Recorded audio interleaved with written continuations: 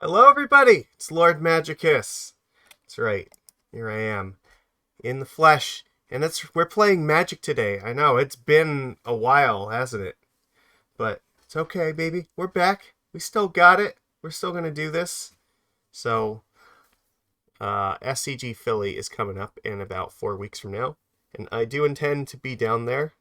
So I figured if I'm gonna go down, I might play some modern. I might need to get a little bit of practice in because it's been a while. It's been a minute for me, but it's all right. Gotta hop back to it. So today we're gonna play this lovely list that was given to me by TuxDev. So this is a very, very, very aggressive list. So the idea here, we're gonna play Swallfishes, and means lots of one drops and lots of lords. And the whole point here, we're not looking for a long game. We're looking for a good game.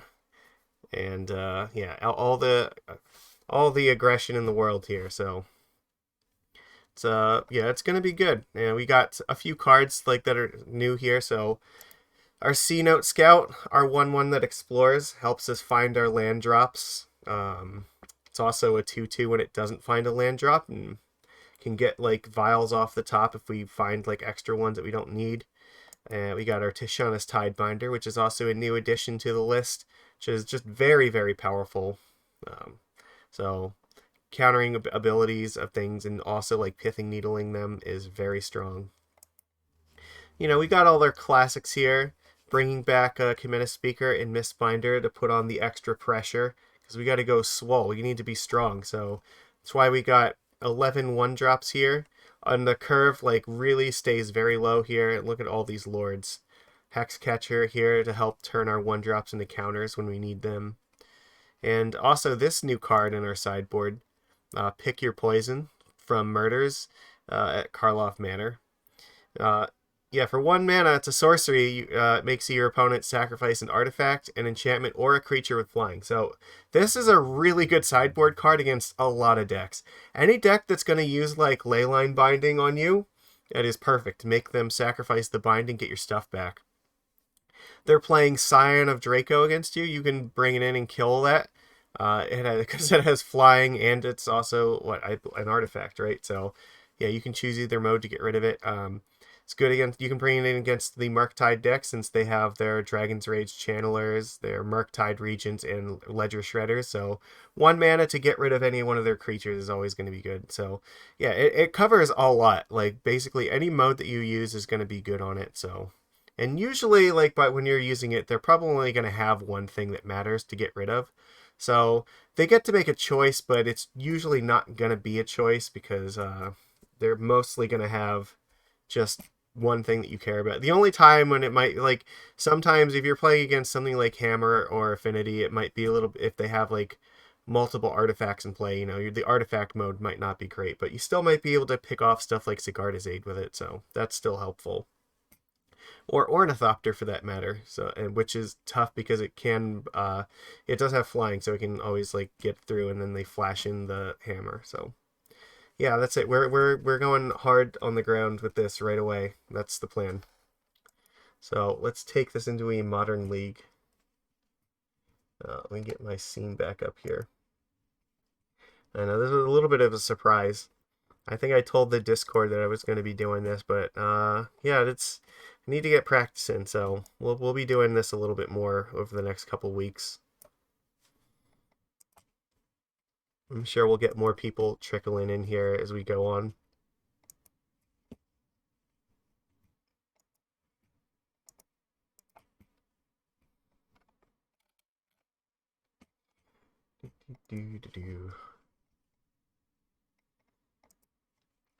So, yeah, that's what I've been up to.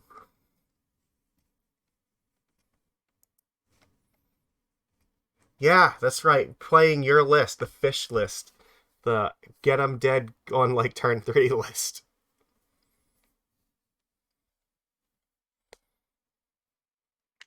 Where playing like 3 1-drops into like lords is just ideal.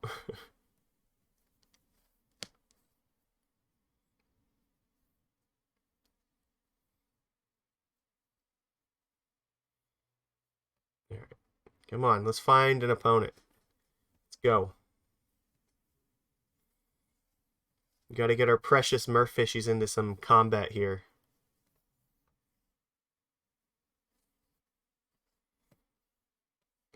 Also, I have to say, the Cenote Scout promo, it looks really nice, so I'm looking forward to being able to play something with it, at least. Alright. We have lost the die roll.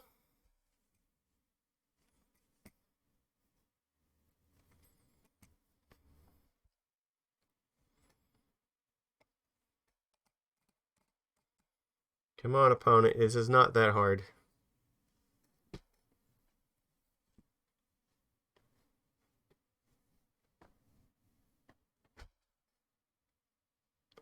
I always find it interesting that here, fuck it, you can't really see it under me. MTGO rolls a d6 in order to figure out who goes first, but so a lot of times because it's a d6, like we both rolled a 3 to start with, so we had to roll it twice. Like, wouldn't it be easier if it just like I don't know rolled a like d100 or something? Like then you wouldn't have to roll it as often.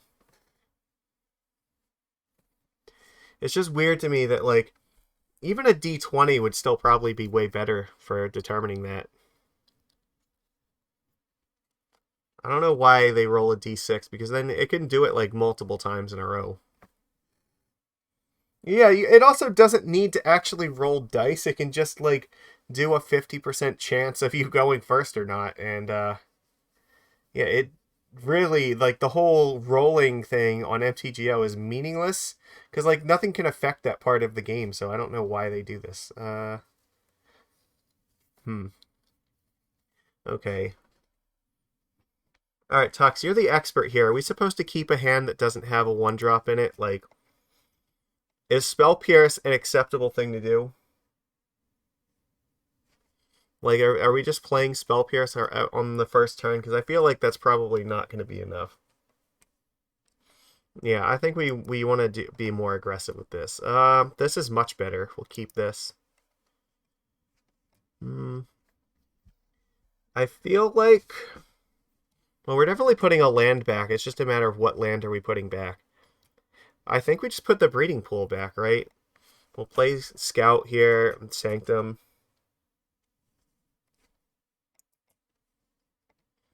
Actually, no. We might need the breeding pool in case we draw Kumena Speaker. That's could put the Otawara away.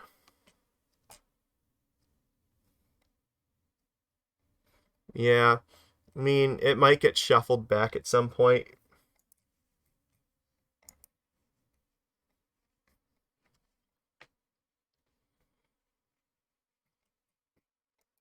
Surveil 1, okay.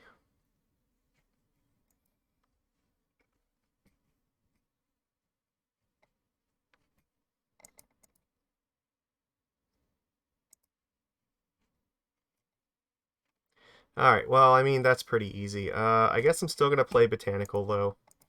No need to tell them that this is a thing. Wilderness Reclamation? Ooh, okay, well, Spell Pierce seems like it should be pretty good against that. Vodalian Hexcatcher,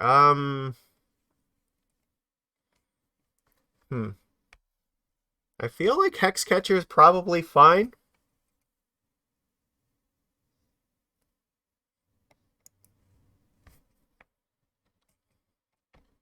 We're just going to play a Lord next turn anyway, so...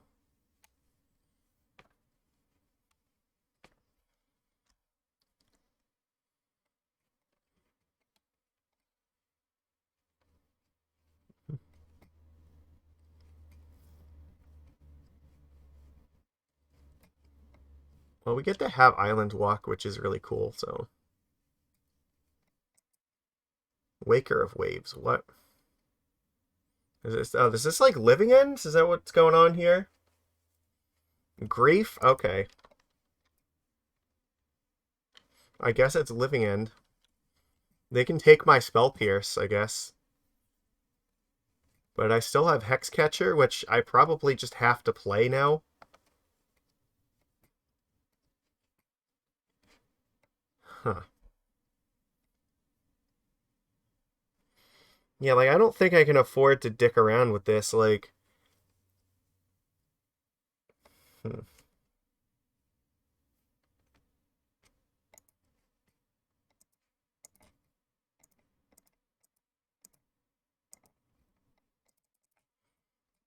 Alright. It means that they can't living end me here, so... I can throw away the scout if need be. Yeah.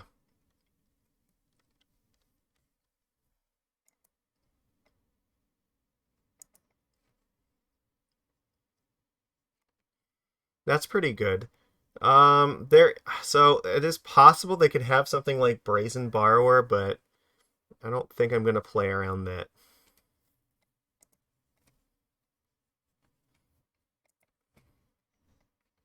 I think I'm just gonna play a Lord and play this Tide Shaper and then just go to town.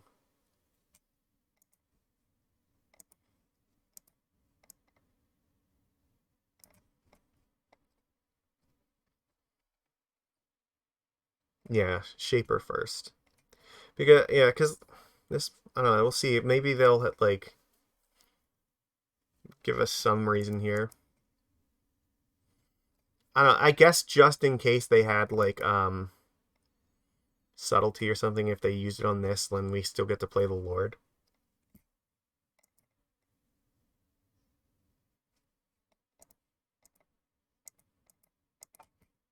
It feels like it's hopeless for them though.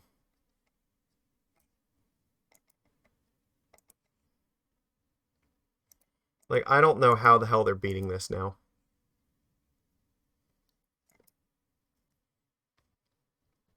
Like, they are absolutely going to die next turn.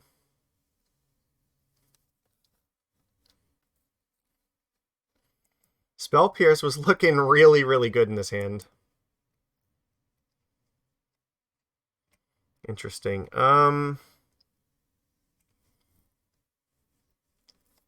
So what are they going to do? Like, Otawara and bounce this thing and still die?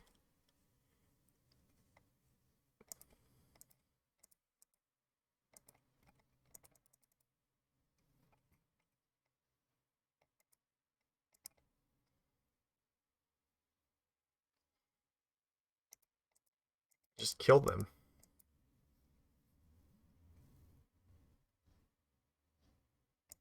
Sure, Forest Cycle.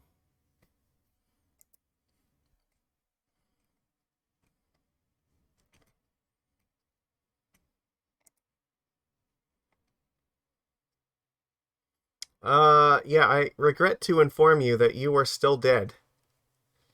So still be, yeah, way more than enough to kill you.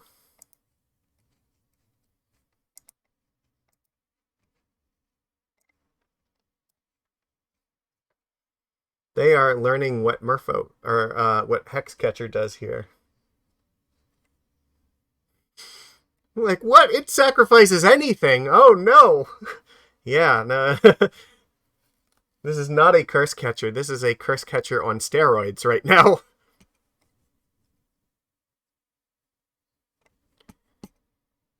What is that gonna do? That's not gonna do anything.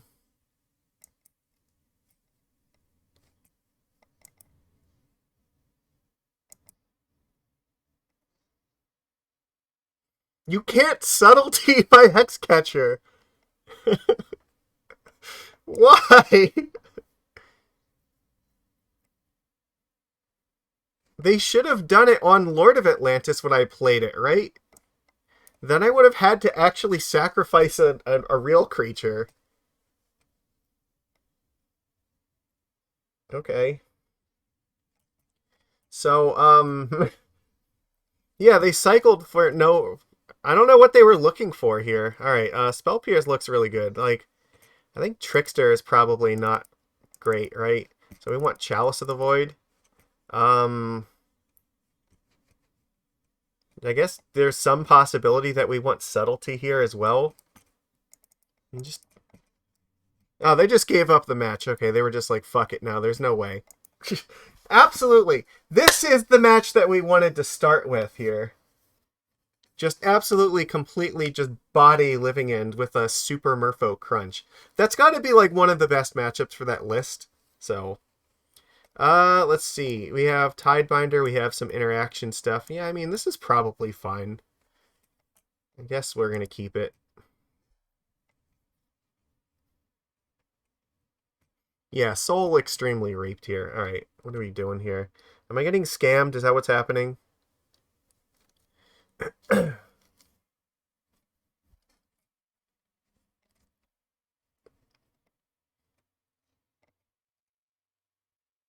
It feels like I might be getting scammed. This is why there's the one grove. Yeah, it's fair. I am generally not a huge fan of Waterlogged Grove, but since we don't have like Mutavaults in here, I feel like it's okay to have one or two.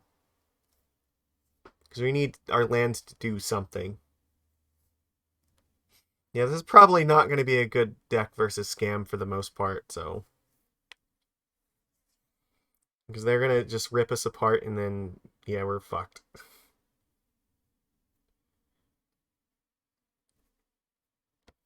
Okay. Yeah, it's happening. They just scammed us. Alright, cool. They're going to lose, what, probably Cenote and Tideshaper, and then we just don't get to do anything for like 3 turns? Like, we basically just lose here if they just, like, bring this thing back, right? So.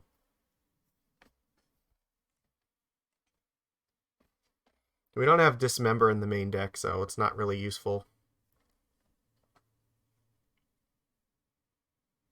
Yeah, we're doing Simic Merfolk. I mean, I guess it's it's hard to imagine. Like, if I don't know, maybe if we just top deck creatures and it just curves out somehow, then that's possible. But like, it seems very unlikely to me that that's gonna work out. So yeah, sure.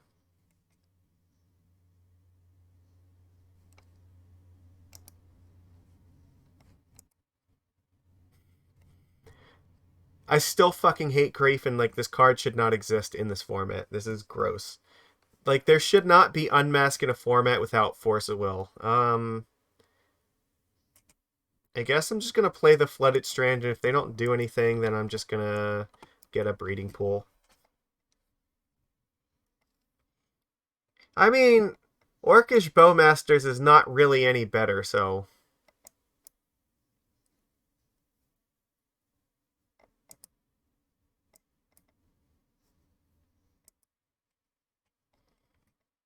They only had one land, really. See, this is what's hard, too, because, as much as I would love to do this, hmm.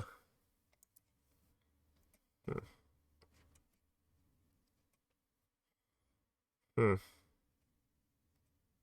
If I play the Botanical Sanctum this turn, then I mean, they pretty much know what we have, so I'm gonna play the island. Uh, I guess the real question is, do I play, like, how do I want to use this Trickster? Because if they have a Fatal Push, then it looks like we're in deep shit.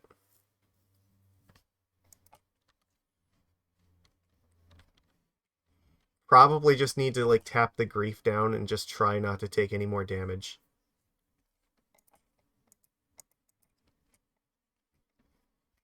Because I'm not going to win the race otherwise.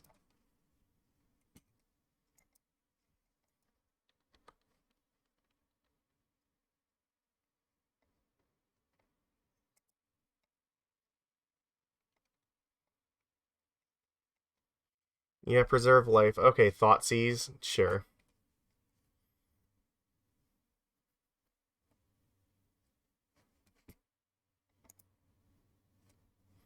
I feel like it's appropriate to crack this right now. Not very helpful at the moment. I can't block anything, so I'm taking 5 damage. I may as well attack. I don't think there's any value in playing Aether Vial here. The Spell Pierce is way more important.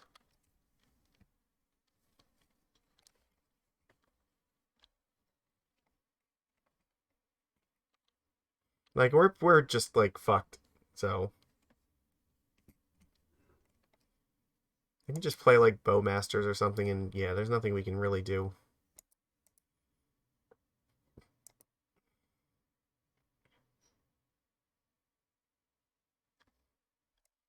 Scourge. Okay, I'm like definitely dead here.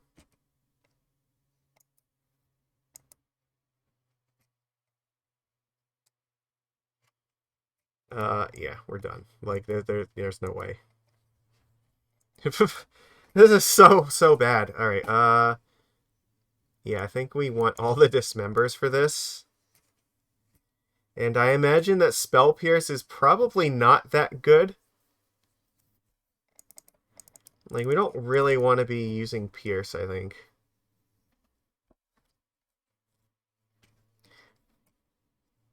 I don't know. This is what I feel like is the correct way to go. Like, how do you feel about Spell Pierce? Like, it's not completely useless. So, yeah, Subtlety's also fine. Yeah. I mean, I feel like Subtlety's probably better than Tidebinder for this. It keeps the curve low, and because yeah, like the longer this game goes, like yeah, the worse it's gonna get. So I feel like this is Spell Pierce. Yeah, it is good against some things, but it's yeah, I don't know. Like I'm not sure what I would want instead. Oh, Hex is out. Okay. I mean, we could keep the Spell Pierces instead of Hexcatcher. Like this is totally doable.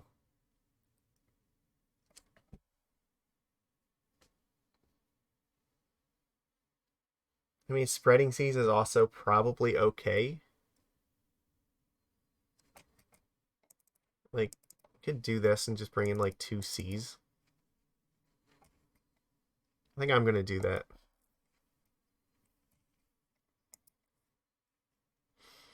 We're on the play. I guess I'm keeping this with the vial.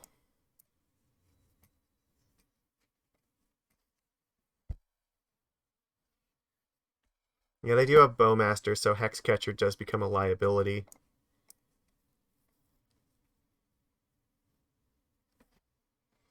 So, I mean, this is probably a good area to, like, top deck Cenote and Vial it in. I mean, yeah, it's... I get that. Vial is not, like, amazing versus them.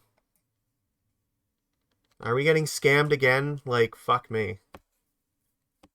I think we are. Oh, no, we're not. Okay, that's just that thing.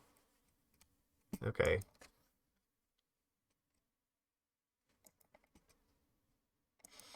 Oh, yeah, they can kill the Vial, too. That's also true. That's good. I'm gonna just do this now, because this might actually fuck them up a little bit. They kept a really greedy hand last time. Oh, that's good, too.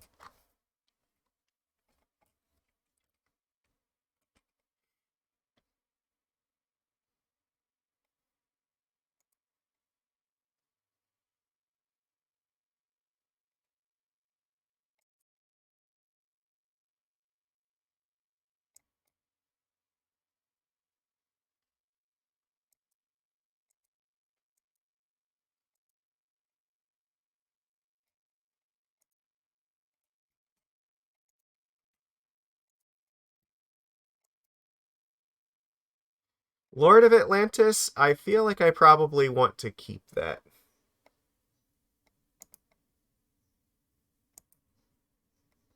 Deploying it before Bowmaster, yeah. Yeah, we're definitely gonna fucking Tidebinder this thing.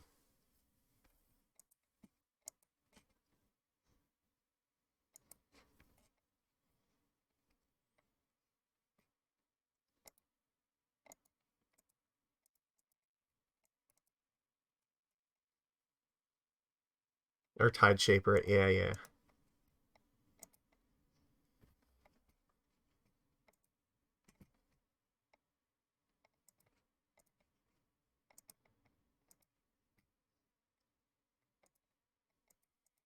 Because if they don't have another land, then we actually just win this game right now, so that's what we're hoping for.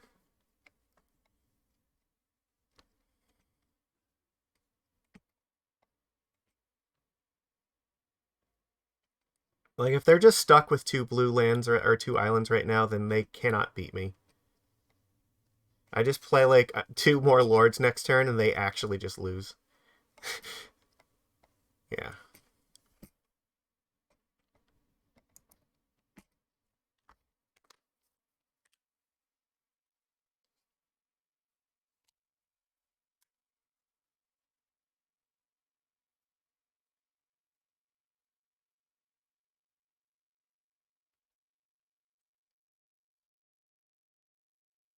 All right, opponent, what's it going to be? Are they... I mean, all right, they have a fetch land, so what are you going to do with it? You can cast potentially 2 things. No! Holy shit, they're not casting any... They just die. They lose. They just fetched for nothing. They are actually going to just die because they fetched. Because I'm going to attack them for 14 Island Walk here. They just gave me the game. I mean, even cat. Yeah, no, it's an island, my guy. Like it doesn't do anything. Even if you have Dismember, I don't think it actually saves you.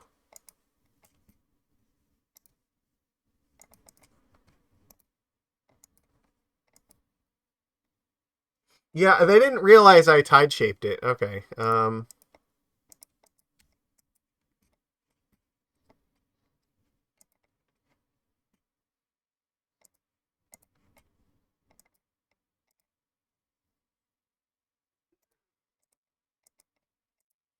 All right, bye, opponent. Okay, got there. Do we want to do anything differently here? I feel like this is probably as good as it's reasonably going to get.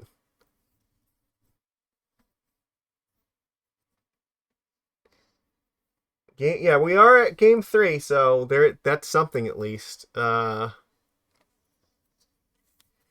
Yeah, that's true. Like, you do have to kind of mouse over the land in order to be able to see that it's an island. Also, welcome to the chat, Heavy Metal 91.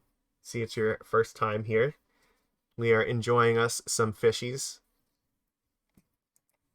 I love playing this kind of list. Like, it's always like special when Tux gives me a nice swole list. Because the thing about this is like this is a really good kind of list to like get back into a metagame with. Yeah, main fish player, you gotta unite here. Yeah. So I don't have to know what my opponents are doing all the time. I just have to kill them before I have to know that. If I can end the game faster, then it doesn't matter. Ooh, that's cool. I don't remember it doing this before, but it actually tells me match is tied 1-1 here. That's interesting. Pick your poison is a good card, yeah.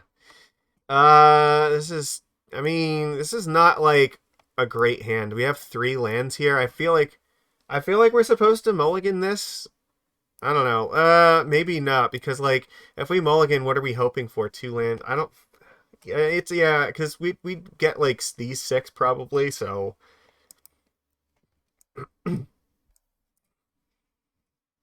no, we can't. They went to 6 here. So I guess if they do grief us, then we can subtlety it, pitch the trickster, and then hopefully get a game going with speaker before they can redo it. So that's the plan, I guess. We just have to kind of hope that they can't grief me before it's too late. Delta, okay.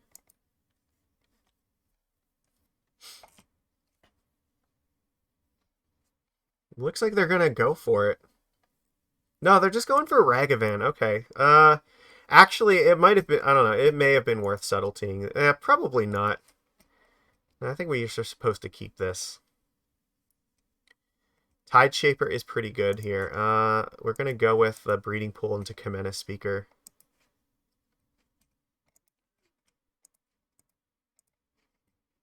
Okay. I mean, if they want to swing Ragavan into that, that's okay. They're not gonna grief me here, so probably not anyway. We want them to play the fucking Death Shadow guy. So, because we have the Trickster to kill it. So, like, I'm actually more likely to pitch this Tide Shaper right now than anything else.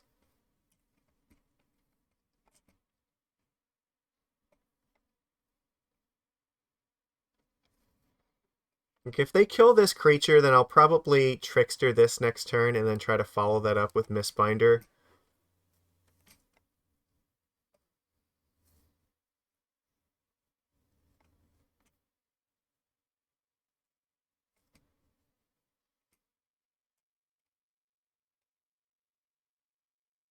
Okay, what are we doing here? They're going to 14. Interesting.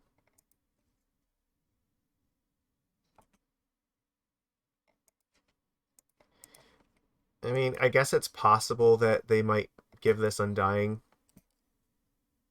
Okay. If that's like the best they can do, they're not going to win this game.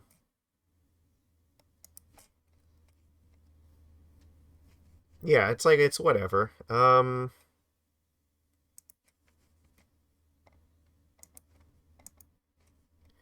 I guess I'm just gonna Trickster this thing. Because I mean, it's likely they have like Fatal Push or something up.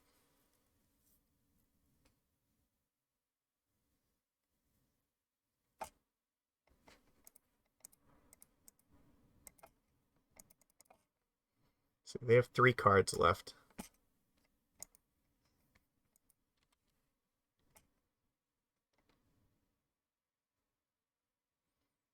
They have to have something more than just Ragavan, right?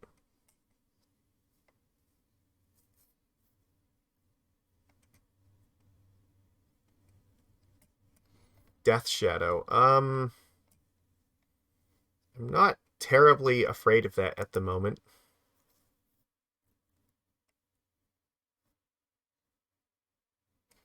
Scourge. Okay, so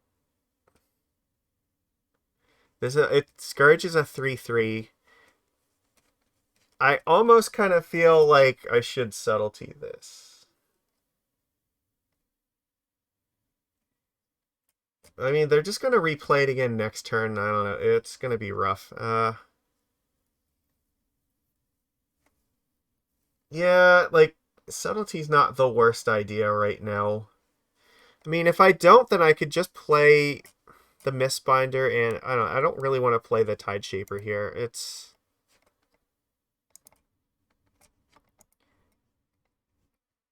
I'd rather just make them not have this for next turn.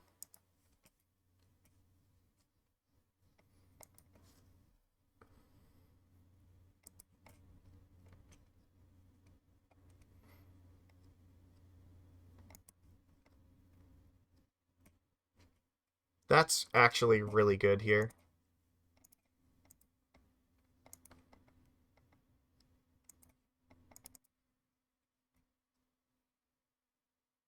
Yeah, we have one card, or they have one card in hand, and they put the Scourge on top, so we're not attacking here. I mean, it depends on what their last card is. If the last card is like Fatal Push or Lightning Bolt, we're in trouble, but otherwise, like, we're kind of okay.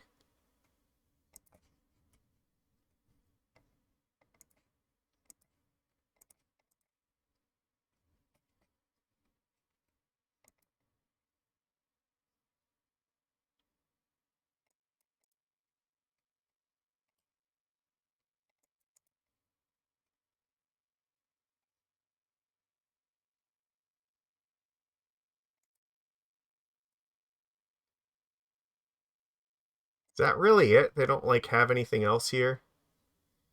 Well, that's unfortunate. Hmm. This thing is just going to get way bigger, so... Alright.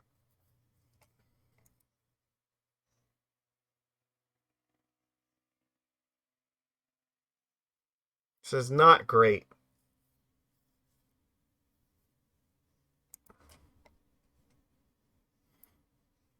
I can try to trade both of my guys with this.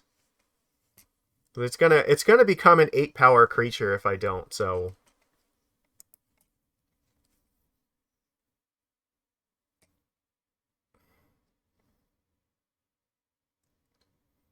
Yeah, neither one are great, but I feel like if I don't do this, I'm gonna die way faster.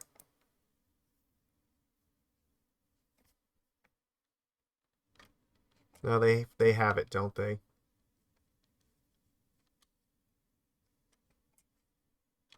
Okay, that doesn't do anything? No, they pinged me. Okay, well, it's still gonna trade, right? So Bowmasters is still not ideal, but alright. Yeah, it does still trade at least, so.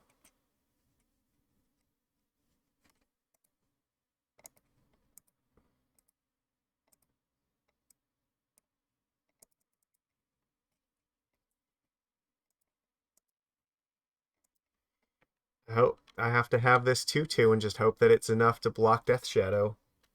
There's not a lot of like good draws. I need them to have like basic swamp because if they lose any life, like yeah, no, now this becomes really bad.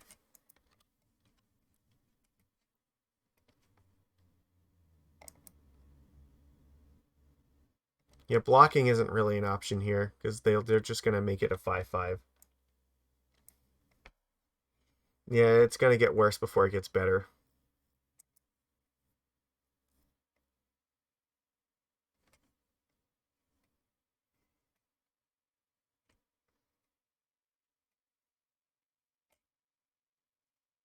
Okay. So I guess I can just attack and they might double block this thing. It's probably okay.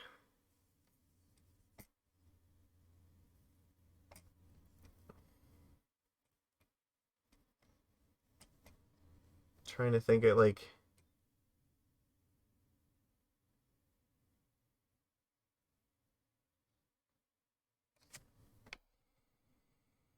Hmm. I feel like I probably need to play Tide Shaper on the same turn as another creature.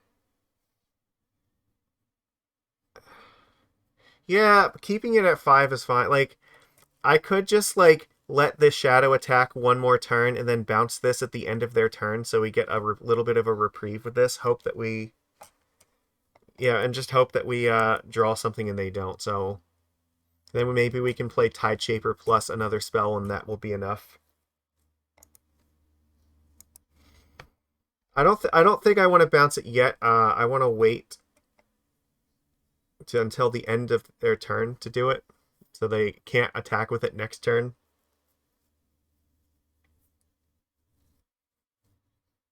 I mean, it's dangerous, but that's what I think that's where we're at. We're not in a terribly good spot here. Oh, well, that's really, really bad.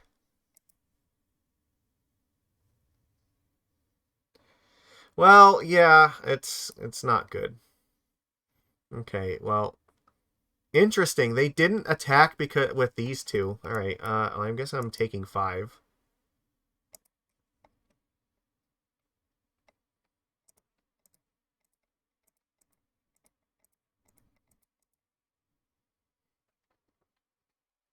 I think those definitely should have attacked here.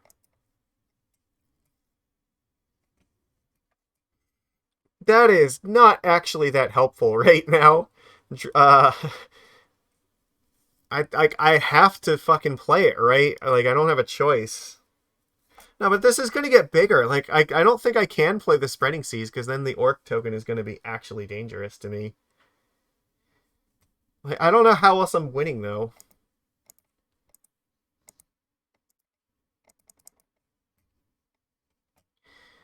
Like I don't think I can cast it in this turn. Like otherwise they're gonna attack me with this 2/2. Like yeah, and I can't do anything about that.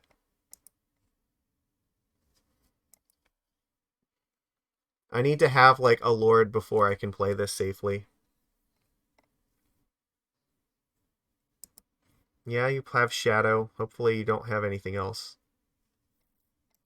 Yeah, that's enough. I'm not gonna beat that. There's nothing we could really do against Scam. Like, we were fucked, and that was enough.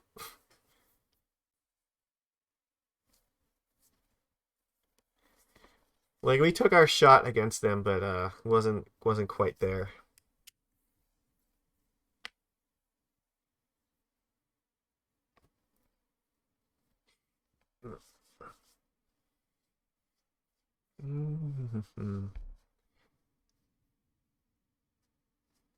I mean, yeah, we could have played the Lord, I guess. It's always like hard to know like what to do because the Ragavan itself is also always like a huge threat, and so when we play the Lord, like they're still gonna attack, and we're gonna like block it and lose the Lord. So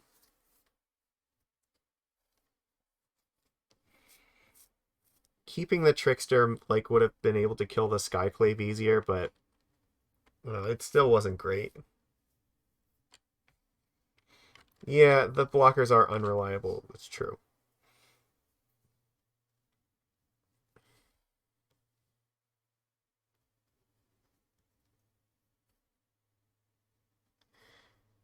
The double block, yeah.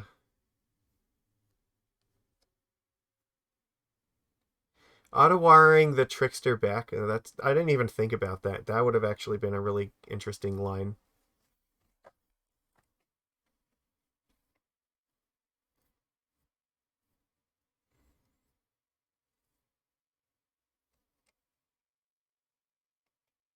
All right, well, let's see. We're on the draw here. The on the draw is not where we want to be with the aggressive deck.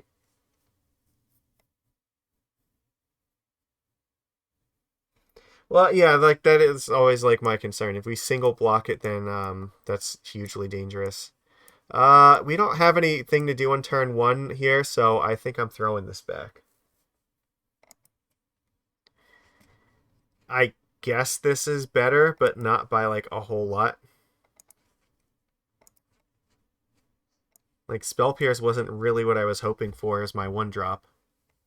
They mulled to 5. Okay, so maybe Spell Pierce is actually going to be better than I think. We're definitely playing the Grove first, just in case.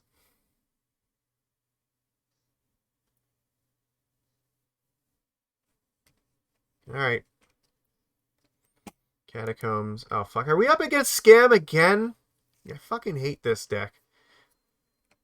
No. Oh, well, God. This is actually worse. This is a fucking cookbook deck.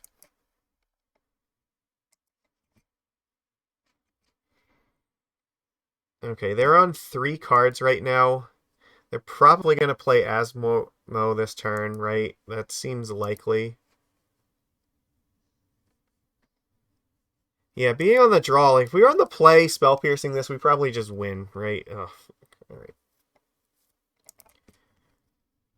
Merfolk. Just hope they don't have literal fucking everything. Yeah. I don't know what their last 3 cards are, but if they're like there are 3 cards they can have that we're just not beating.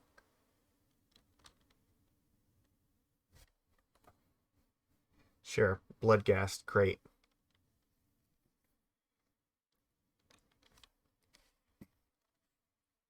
On the plus side, we do get to like we can just hold up Trickster, Hexcatcher, or yeah, like and Spell Pierce at the same time. So okay, Thirsting Roots. I'm not actually familiar with this one. Search or Proliferate. Okay.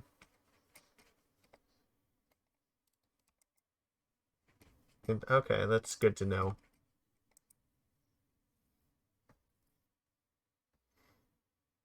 Insidious Roots.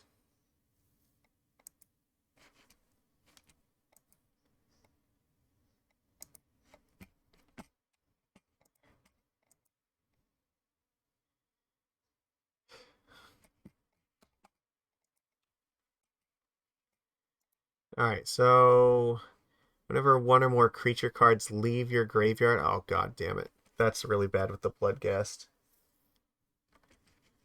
Okay, well, I guess this is where we're probably just getting a basic island with this, but I would rather get the island once than use the grove. So we need them to not have a land, I guess?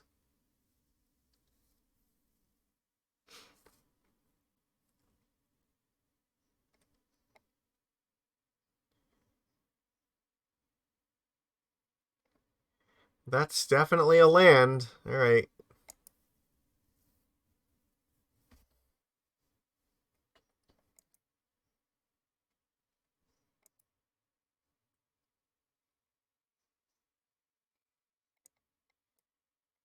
Ugh, fuck me. Okay.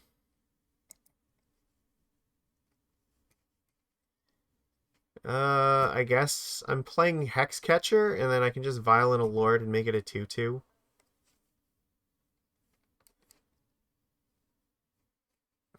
They have no cards left, so I think I need to keep the Trickster for the Saga.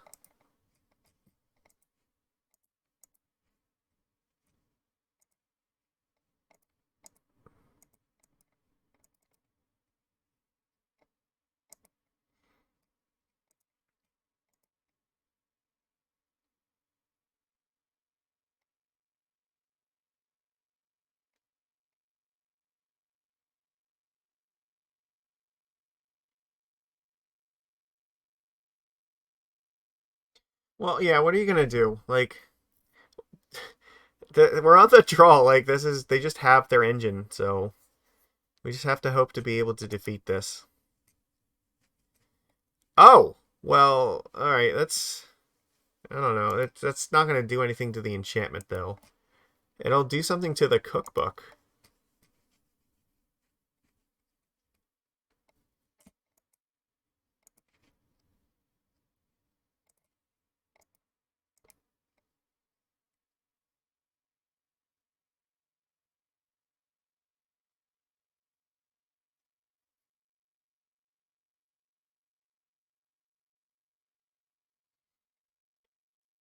I mean, attacking is a little bit dangerous, I guess.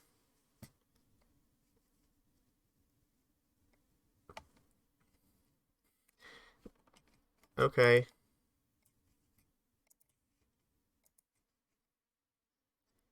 I could use the Tidebinder here, but I think I'm just gonna gamble a little bit. Okay, so oh fuck, Oval Chase is there. I guess I'm waiting to use the Tidebinder with the cookbook.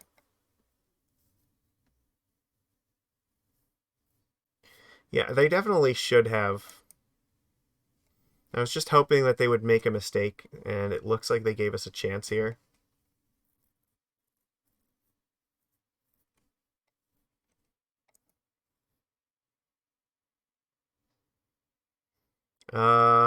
Yeah, I don't really need to do anything right now, so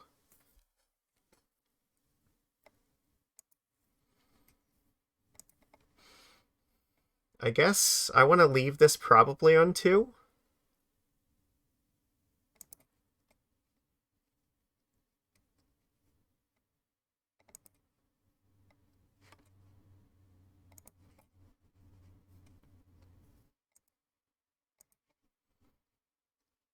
So I just attack with both of these things, and I'm just okay here. They make a construct, and Trickster can just kill it.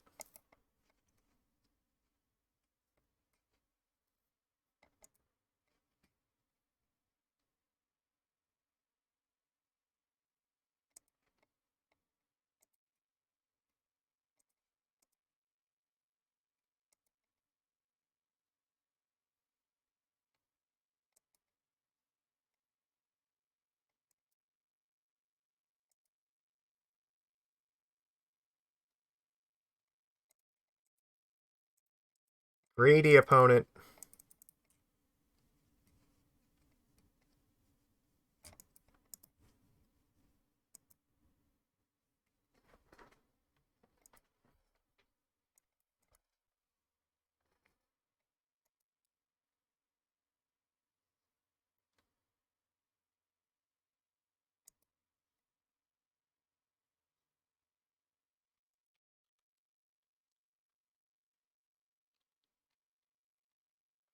We got the cookbook turned off, but it's still going to be a hard battle here.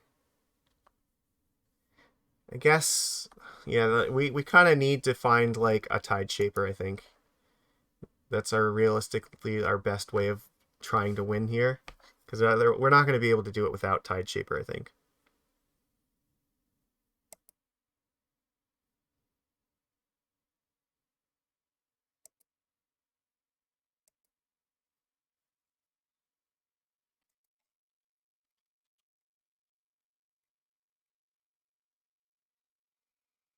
Yeah, tokens counting as leaving the graveyard is pretty fucking ridiculous.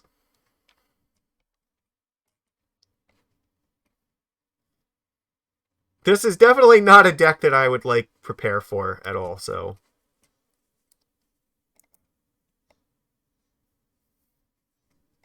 Yeah, like, we are completely dead. No, wait, what if we draw, like, Lord into Tide Shaper? I think we could still win that way, right? Okay, well, now it's... Yeah. Okay, we're dead. Alright, poison, please. Yeah, I feel like Chalice is also probably fine, right? Because we want to put it on 1. No, well, no, because we need the poison for that. Never mind, that's not going to work. Yeah, no, I think it's basically just pick your poison, so... Alright, the question is, what do we want to take out against them? Tidebinder, or yeah, Tishana's Tidebinder actually does seem pretty good. Maybe Hexcatcher can come out.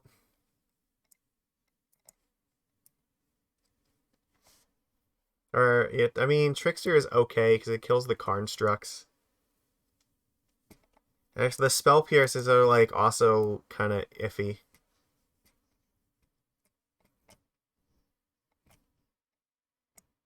I feel like we might want Dismembers as well. I mean, because if Asmo lands in play, like, we really do need to be able to kill it. We're on the play, so you think... Okay, so you don't want the Dismembers? Alright.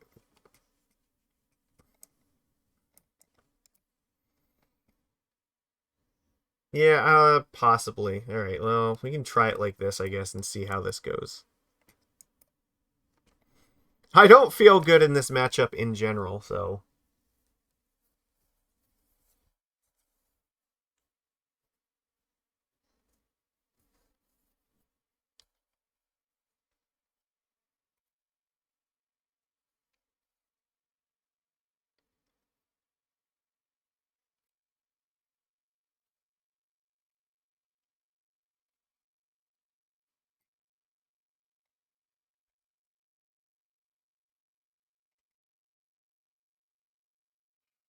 Alright, let's go. Sure, I guess we're keeping this. This is definitely turn 1 Breeding Pool Vial into maybe pick your poison.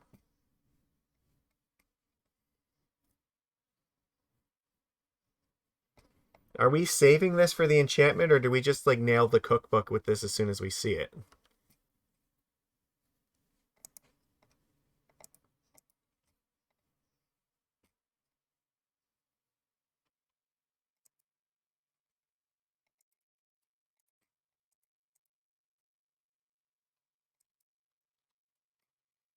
Yeah. Okay.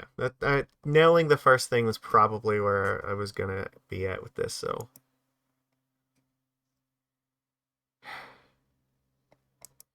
There's the Oval Chase.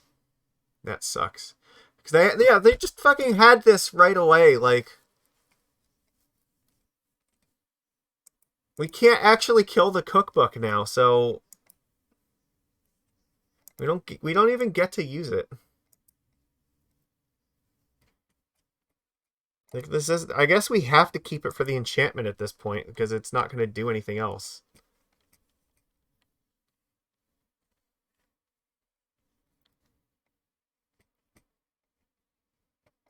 I mean, yeah, like, that's... Yeah, okay, so, sure. At least we can get rid of that.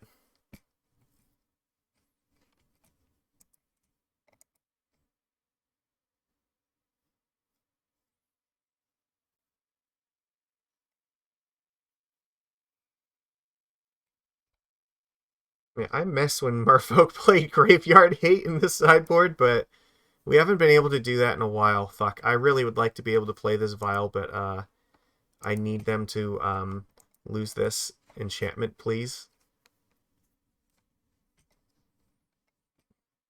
I'm glad that, well, I mean, I guess this kills Urza Saga, but yeah, they wouldn't have been able to play this in turn 2.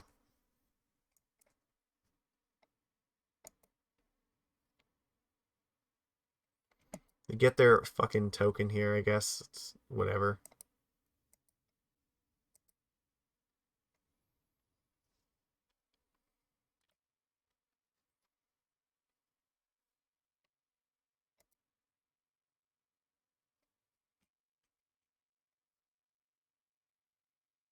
Yep, there's Saga. It would be really cool if we had another one of these next turn. Oh, good. That's wonderful.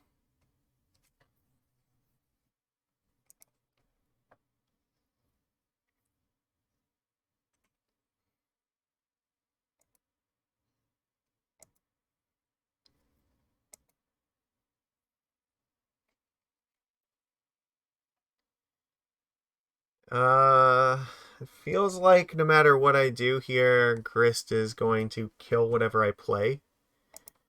So I guess I'm just putting the Mistbinder out, right? Because they'll just block it otherwise.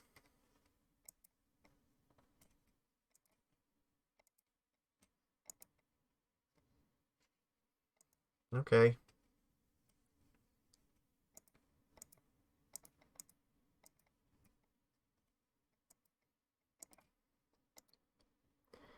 Do I even... Fuck, like... I almost don't even want to attack Grist. Like, it's just going to make tokens every turn. I feel like I should just be attacking them, but I don't know. I don't think I can kill them. Hmm. Yeah, like the food tokens are going to make it too hard to like actually deal with this, so I have to kill the fucking value thing first.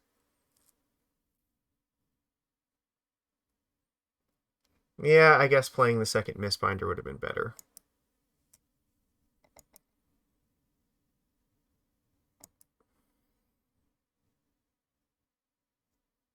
Yeah, that's fair.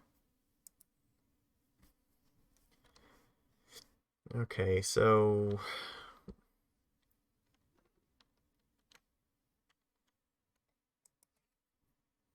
great.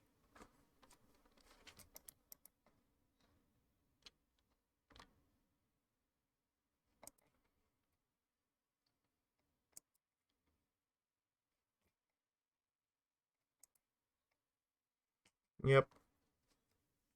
But they killed the Mistbinder anyway. Look, we're so good at Magic.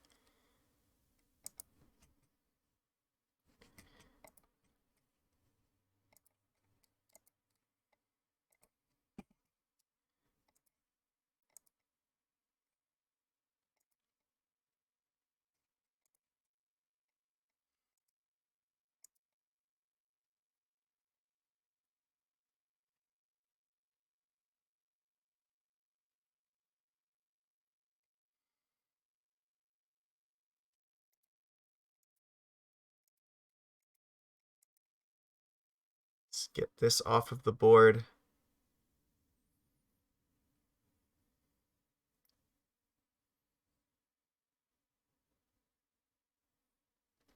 If they try to make a token to block with, I can just kill it with the Trickster, so...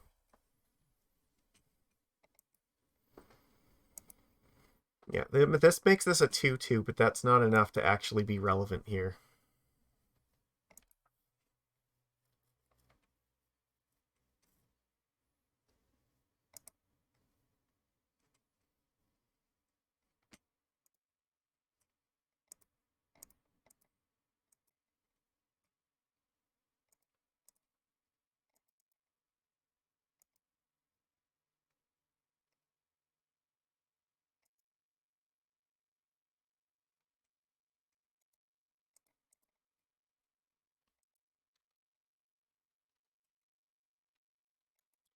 So I think this is where we need, like, Tide Shaper. Oh, Spreading Seas probably would have helped. Yeah, because they're an Urza Saga deck. So, right. Obviously, Seas would have been good. Well, we still... Tide Shaper can still, like, win us this game. Yeah, that's true. Yavimaya. I didn't even think about that, so you're right. Yavimaya is still a card, does a thing. But we're gonna play this Lord, right? So basically, if we draw Tide Shaper, we just kill them here. So that's kind of what we need.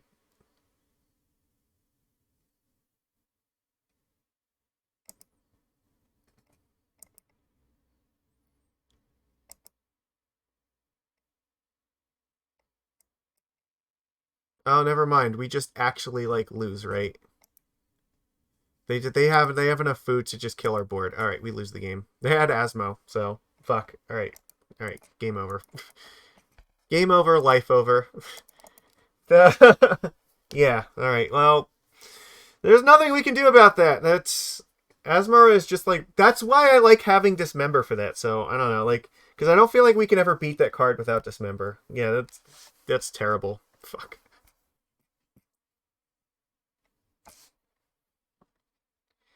Yeah, matchup lottery is right.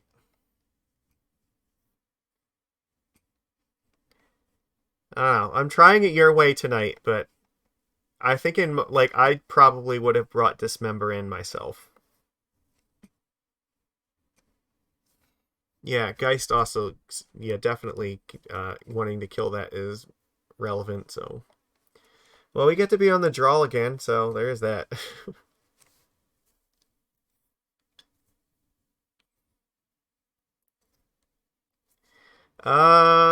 We're up against probably Trun, and we have pretty much a good hand, right?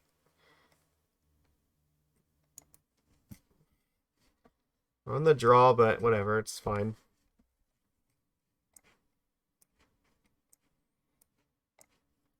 Get our breeding pool out, and then we have Spell Pierce, Tide Shaper, Hexcatcher. Like, yeah, this is a great hand.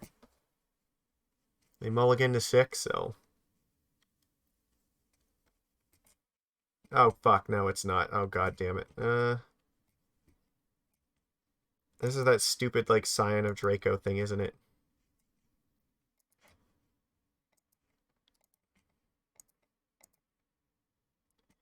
Uh, doo -doo -doo -doo.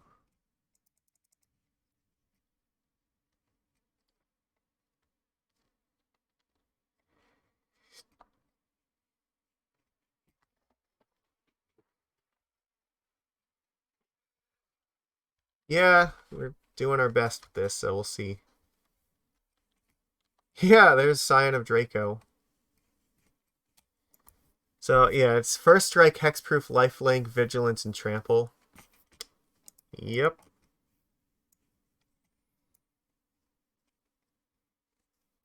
Yeah, it probably is. I feel like I'm supposed to play Hexcatcher before they have 3 mana up. And just hope they don't subtlety it. Because if they have subtlety, I just concede. Alright. Otherwise, next turn I can play Spell Pierce and another Hexcatcher, and then, I don't know, maybe.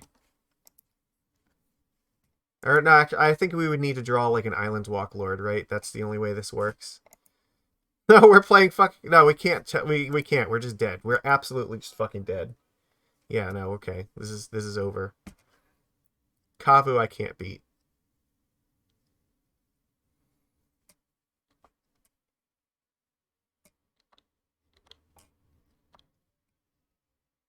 Alright, yeah, it's over.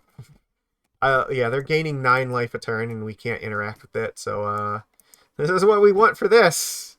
For sure. I guess I don't know if they're on, like, full domain or whatnot, so... I feel like the Tricksters are probably not going to be that good with the ley line, so probably that comes out.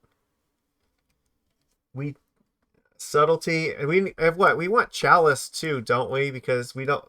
We're assuming that they might be doing Cascade as well. Well, we can't have everything. Like something has to come out. So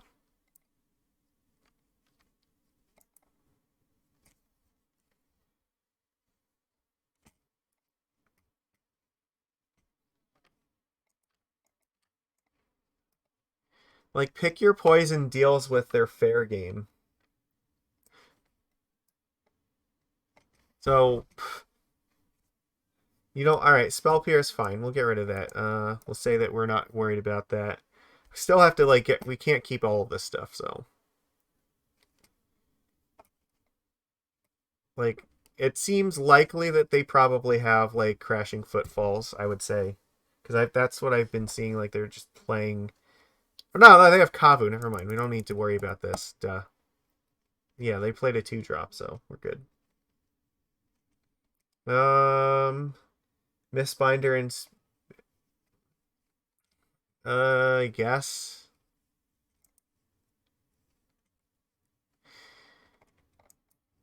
Uh... Fuck.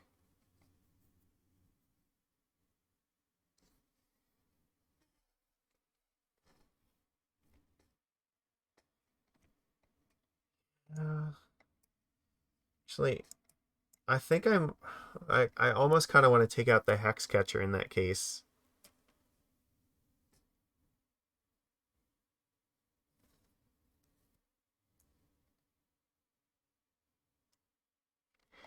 I mean, they're all, like, close. Alright. Do it like this.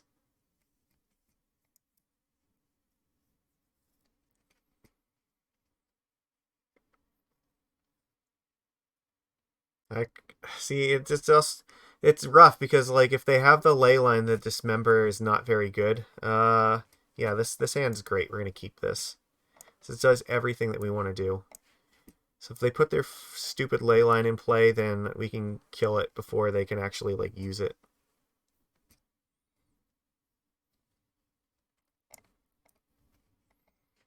They mold a 6. All right.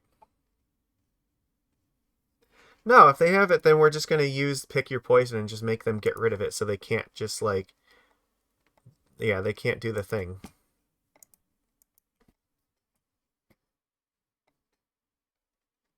Okay, well, they don't have it, so that's good. This does make them sacrifice their stupid Draco.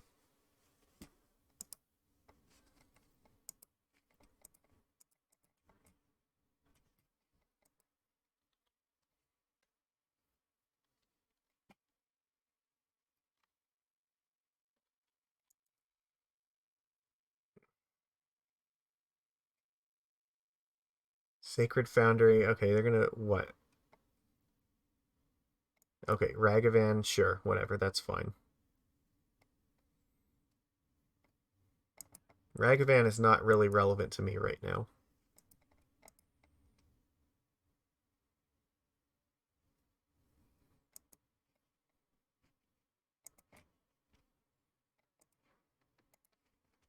I think I'm just flashing in Hexcatcher and Cenote here. Like, they're the two that I care about losing the least.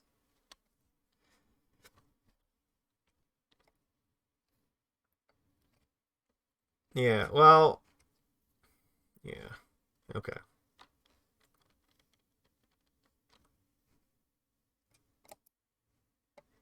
Let me just get rid of Draco with this thing. So, or yeah, the Scion. That's always fine. They're not going to have it this time, though. Huh.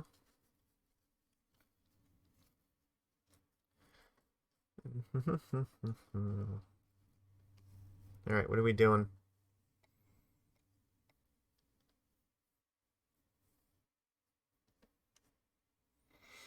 They have a ley line. I think I would rather have them ley line my Hexcatcher.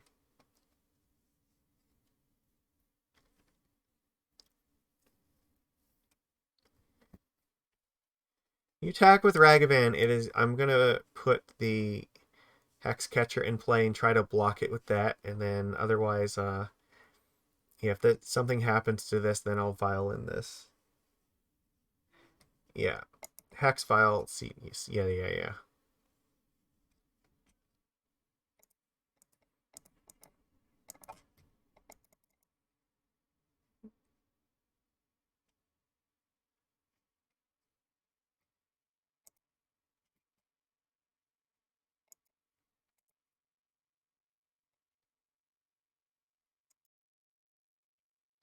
Tide Shaper, huh? Um, Interesting. I don't actually know if I want Tideshaper right now. Well, I guess they're gonna play an island eventually anyway. I could fuck with their colors of mana a little bit. Yeah, it's not that good. I mean, I don't think I'm gonna keep it. Well, I don't know. I guess it's okay. Like, I can take them off of the Sacred Foundry, man. I guess that's maybe worth it. Yeah, it's kind of a glorified speaker, so I don't know, it's close to me. Yeah, we block with Cenote and just see what happens. They can't get rid of both of these things, right? So, like, the best they can do is kill one, and yeah, the other is fine.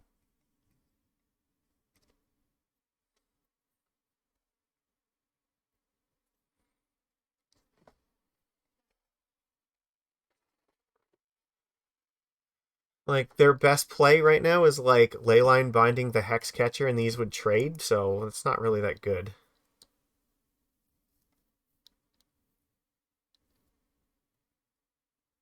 Okay, that doesn't really matter.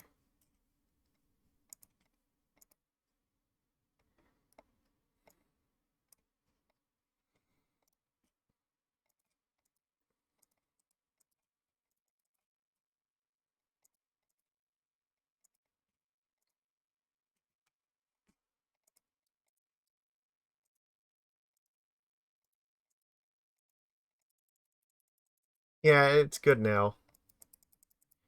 It makes this thing smaller, it gives us Island Walk, and like now we're just threatening to kill them, so hope they can do something good here. Otherwise they're dead, so. Oh yeah, please take more damage with your fetch land, by all means. Go to 6. I fucking dare you. This other Lord of Atlantis will be so happy if you do. Yeah, we win. Okay, got it. Alright. So here we go. We're on the draw here, so how do we feel about this on the draw? Okay, I'm actually not sure how I feel about this Tidebinder. I feel like... Yeah, I feel like I want to take this out. I want to bring Dismember in.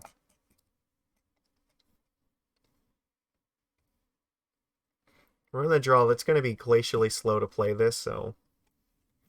Just kind of have to hope they don't have Leyline, and if they do, then we need to have this to get rid of it so the Dismember works.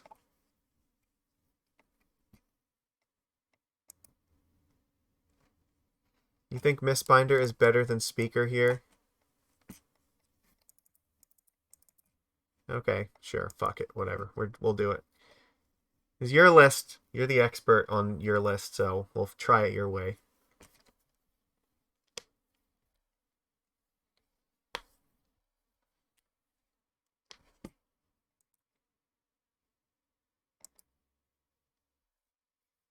You want to side Speaker out against everything. Alright, that's fair.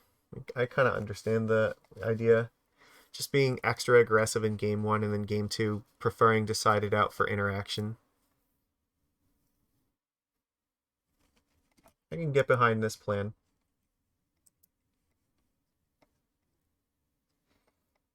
Alright, so what are they looking at here?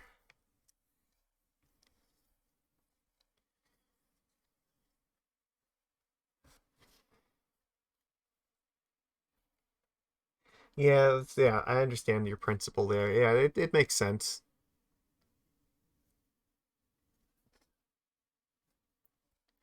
Alright, here we go. The opponent is awake and at the wheel. They are choosing to play first. Unfortunately, we cannot keep this. They've mulliganed to 6. We have to mulligan. This is not really any better. They mulled a 5. Yeah, no, we're going to 5. We are definitely keeping this. We're just, I guess we are... They mulled a 4? Okay, well, we're keeping this. Okay, well, I think we're putting the Grove away. Yeah, and Hexcatcher. I like this. Alright.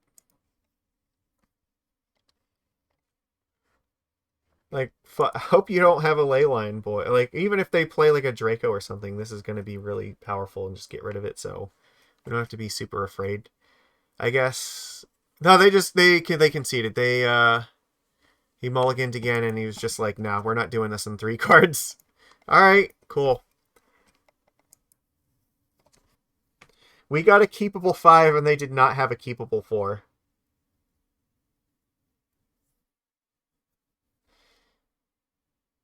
Yeah, so yeah, we can just kill the artifact creature, and then that gets rid of all the other stuff, so the removal actually works. That makes sense. Yeah, I like that. That makes sense.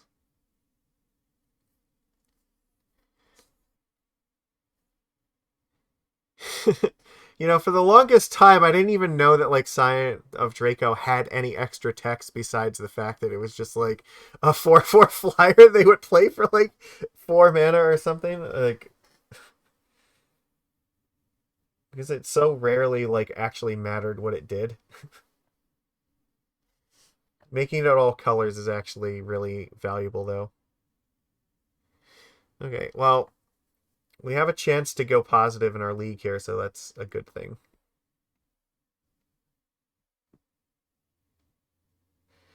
I feel like that hand would have got us there. That seems like that would have been correct.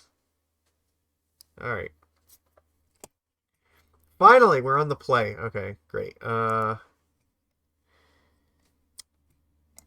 I don't really like. I guess we have to keep this, right? It's this is. I guess this is a hand I would keep on 6. So like, it's whatever. But would have preferred a little bit more action here. Let's play Cenote first. Yeah. All right, what do we got? Tide Shaper I would like to keep, right? We need all the creatures we can get.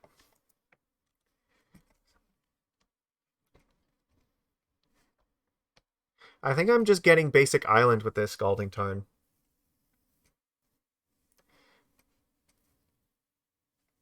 Scout Speaker Lord is a very good curve here, yeah. Okay.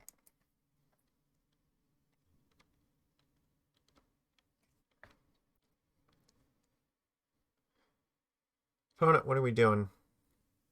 Polluted Delta is... Yeah, okay. Sure. Am I going to get griefed here? Is that happening? No. Steam Vents! Okay, alright. I can get behind this. This is okay. Ragavan? Deal. I am attacking directly into this bitch. Yeah.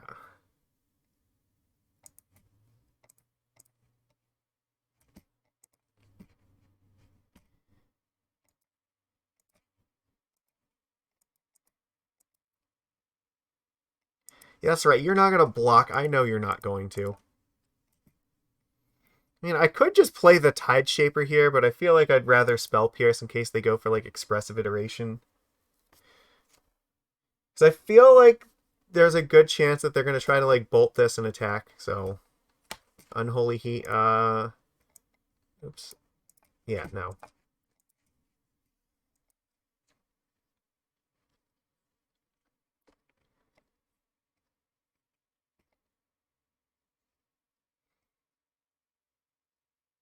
They might actually need that treasure token badly.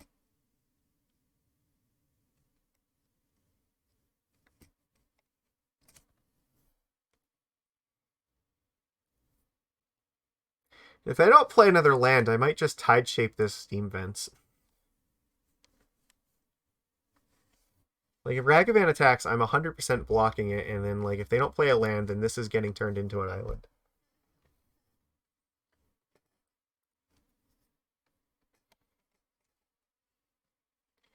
Okay, so they are not going to... So they don't have another untapped land, it looks like, so... Ragavan is not doing shit. They know. Alright, great. Beautiful. Play Botanical. Yeah, I guess I can play Tide Shaper and... Yeah, like... I probably just play both of these now just in case they do have, like, Counterspell, right? So I have 2 blockers for this. So I can just, yeah, I'll attack for 6. Yeah.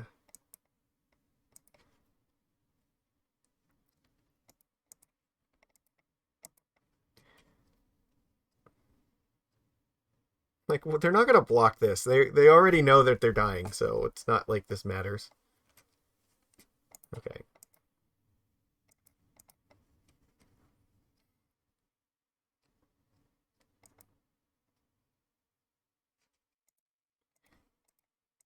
At this point, I don't even care if Ragavan hits me.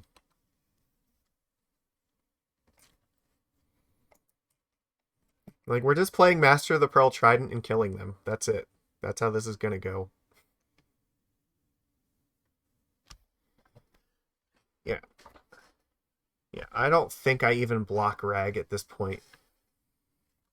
Because they need, like, a lot here. Okay, that doesn't actually save you. That's not going to save you either.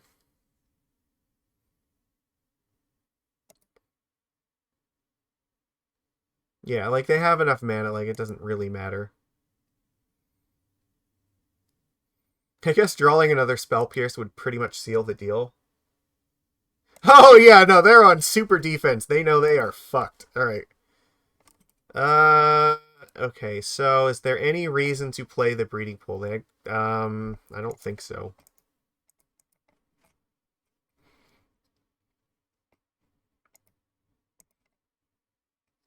Yeah, we win. Alright, got him. Eat shit! Okay, so Spell Pierce, I think we are gonna side out, probably. And so cards we would want to like, actually pretty much all of these are like probably fine. So you want to keep Pierce? Okay, so I mean Chalice on 1 is usually fine against them, but we're playing too many 1-drops ourselves, so we can just play all the interaction here. Probably Tidebinder is a little bit slow. Yeah. Like, if I was playing, like, regular fishes, I might consider, like, a Chalice strategy, but we actually have, like, a lot of interaction for this, so we probably don't need Chalice here. Especially not if we're playing, like, 8 1-drops that our own Chalice is going to counter, so, yeah, I don't think we want it with this configuration. Yeah, I don't think that this is a matchup where Tidebinder matters, and, like, I guess Speaker can just come out, and we have to take out one more thing, and I guess that could just be, like, either Hexcatcher or Mistbinder. Yeah, 2 is always a safe number. Yeah. Would you rather keep the Hexcatchers over Speaker? I feel like this is probably fun. They're going to bring in stuff like Engineered Explosives, so for sure. It might be worth having a couple more 1-drops. I don't know. Possible. So this is going to be like a 1-mana 2/2 no matter what. Yeah, I'm thinking I'm thinking the same thing. We just keep all these guys. I like this. I think this will work. I think that we're probably in a very good position to kill him. Fuck. Like, this hand is, like, almost, like, very powerful, but yeah, this isn't going to do anything on turn 1. We're not casting the Pick the Poison, but I mean, we have other stuff, so could gamble and try to get, like, a better curve. They have mulligan to 6. Yeah, I think if they mulligan, we can afford to try. I think this is better, right? We just throw away a Dismember. We can just keep all this. Cenote can try to find us more gas. Yeah, definitely keep this and get rid of Dismember. It's true. Pile of super 1-drops for a reason. A Dragon's Rage Channeler, oh, that's funny. We might actually just be killing it with this thing.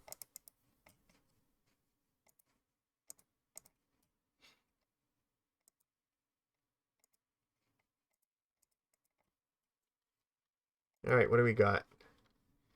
Tideshaper. I think we keep Tideshaper here, right? Like, that seems pretty good. It gives us an opportunity to play removal plus Tideshaper on a given turn, so I'm gonna keep it on top. Yeah. It's like as soon as they give this thing flying, like this kills it, or we can just dismember it either way. So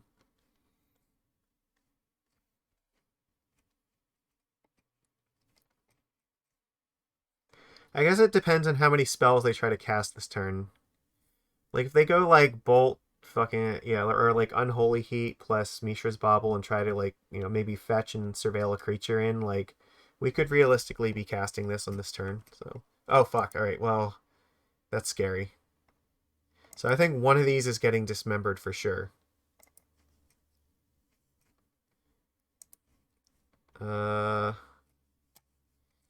I guess we attack first.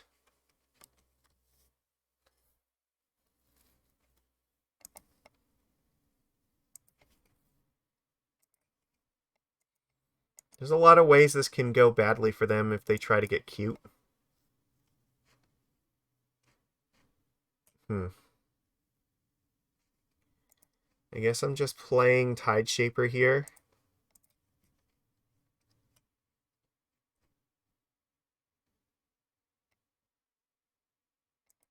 I'll wait and see if they crack the fetch land. Okay, now I'm going to dismember this thing. I will... No, I have to do it now before they untap, so... I don't want them, like, spell-piercing my Dismember.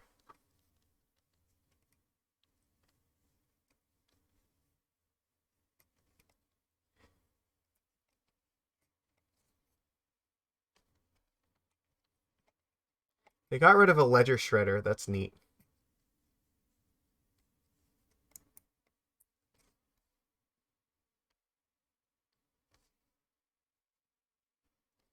Okay, there's Expressive Iteration. Sure.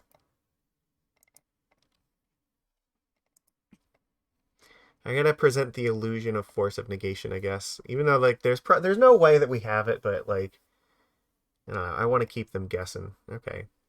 That doesn't seem like... I guess if they have Bolt or Unholy Heat, that's fine, actually.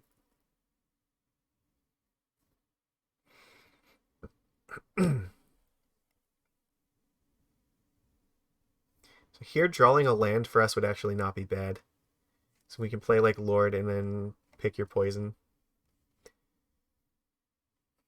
Or, like, any of our 1-drops. Do you have an instant to cast? You have to have something, right? Engineered Explosives for 1? Oh, God, okay.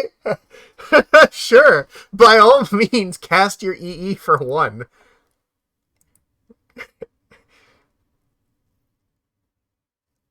Okay, deal. I guess I'm just playing Lord of Atlantis and attacking you for a bajillion, and if you want to blow up the 1-drops, you kill your own Dragon's Rage Channeler, so, good luck with that, opponent.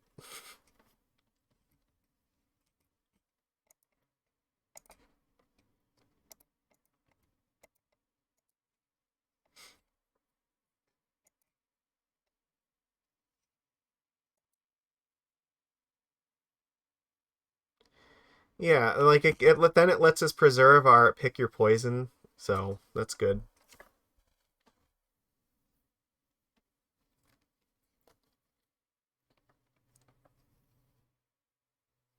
Like, they kind of have to use it, right? Like, because, I mean, our clock is, like, faster than theirs at this rate, so it's going to take up most of their turn to do... Oh, they're just...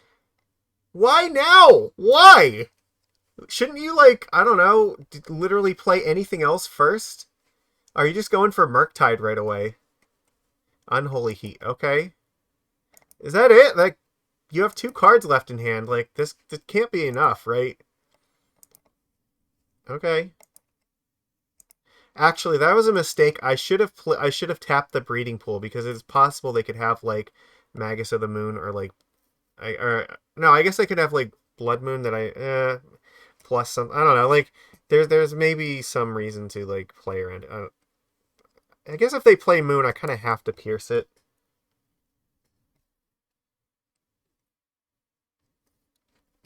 I don't know. I want them to kind of play Murktide here, so I can just play Pick Your Poison and Pierce it, or whatever their counterspell is. So if I drew land instead of Vial, we'd pick EE and Lord. Yeah, probably.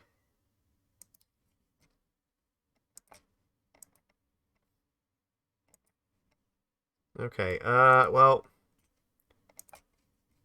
I'm going to do this right now because if you have counterspell, I'm just spell piercing it.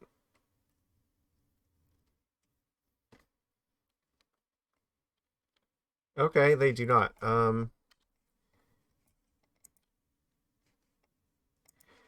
They have 2 cards left. Like, I don't really think I can pierce anything relevant here. What are they gonna do? Like, play another fucking EE on 1 to get rid of Aether Vial? I doubt it. Whatever. I'm just gonna, yeah, put Vial and play. So we can have 1 on 2 and 1 on 1, so that way we can play around counter spells in the future better.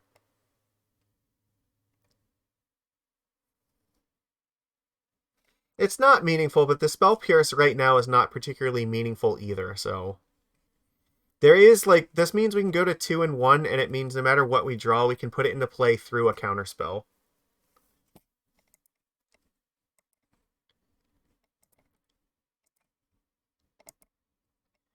And it's not like they're not going to do anything about it, so it doesn't really matter. Okay, look, that's great. So I don't have to actually do anything now. I can play my entire hand, so I don't have to do shit.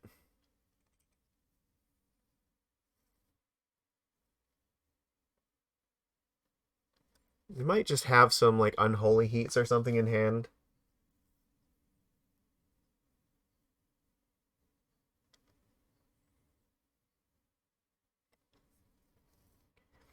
Exploring gives us a good chance of finding gas next turn, too.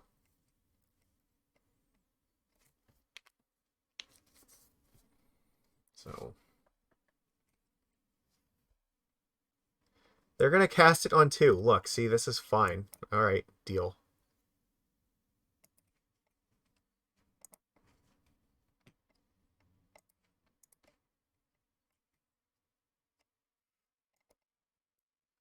Kumena Speaker. I'm not going to put that in the graveyard. I am going to put the Trickster in play, though, because I want... Yeah, like, I guess I want to give them a reason to pop the EE, so...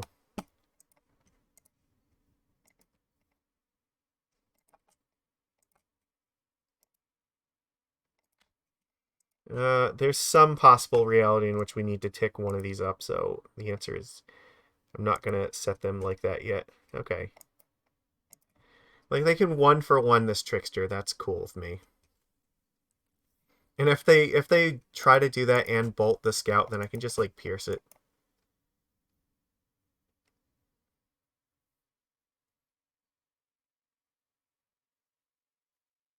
Like, they have to know the situation's not getting better for them. I guess if I pierce this now, then they can't use the EE and they have to, like, they have to do it next turn, so maybe that matters.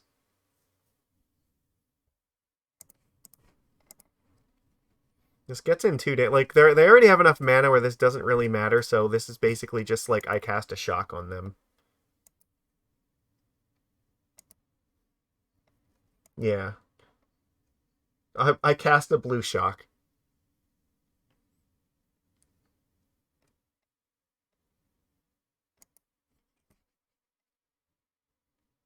They still have 2 cards in hand, but they don't... Like, it's very possible they're just holding, like, counter spells that they can't use right now, so...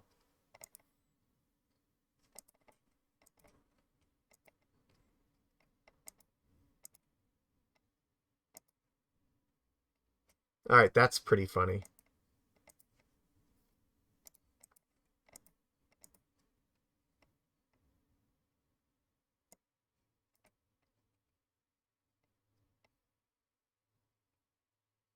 Sure.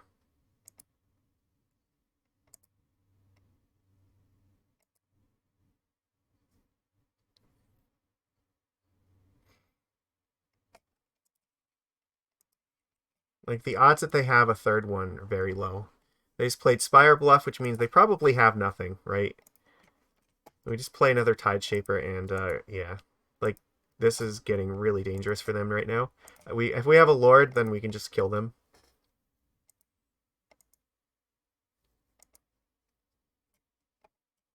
Yeah, alright.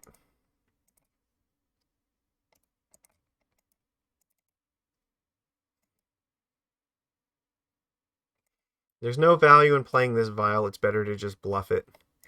Alright, well, they need a third engineered explosive or, like, Brotherhood's End to, like, actually stay alive here. There's the Brotherhood's End. Okay, sure. That's it. They played a land. They have still seem to have nothing, so we just need to draw a threat.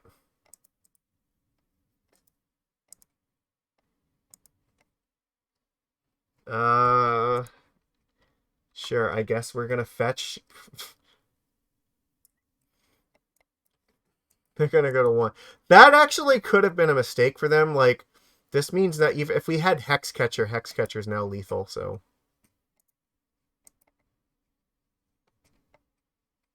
Just in case they have Blood Moon, I am gonna get a second island. I don't know, if they found some combo of like Blood Moon plus EE on 1, like, I want to be able to cast my spells. Okay, Lord. Alright, that's good. So, what if they not played here? They, like, they played a land, so, like, it's possible they could have, like, another Unholy Heat.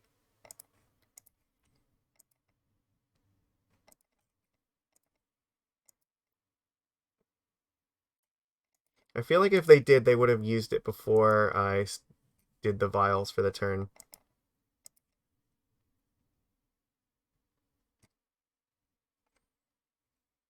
Ooh, okay. Neat. All right.